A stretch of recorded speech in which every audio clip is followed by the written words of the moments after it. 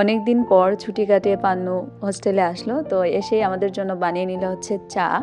তো এবার হচ্ছে আমরা সন্ধ্যের আড্ডাটা দিব চায়ের সাথে। তো সেই সাথে আমরা নিয়ে নিলাম হচ্ছে নিউ ভার্সনের যে গ্লুকোজ বিস্কিটটা বেরিয়েছে সেটা। চায়ে বিস্কিট ভিজাতে গিয়ে বিস্কিট পড়ে যাওয়ার যে ব্যাপারটা, সেটা আমার সাথে অহরহ হতেই থাকে।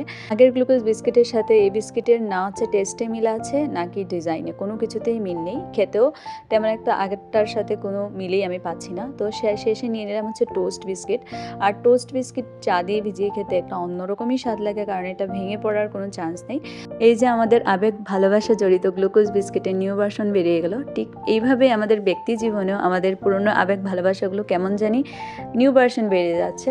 তাতে করে আমরা আগের রকমভাবে আর ইমোশনাল এবং আগের মতো করে ভালোবাসাটা আর পাচ্ছি না কোথাও।